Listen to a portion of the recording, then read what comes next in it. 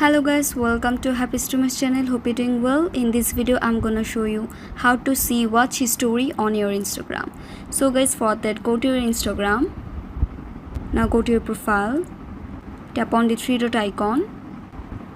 Now go to your activity, swipe down and tap on download your information.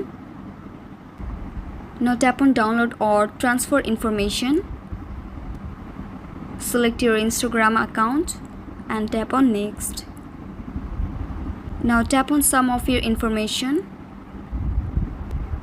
swipe down and you have to select link history and then just tap on next and select download to device and tap on next. Tap on create files.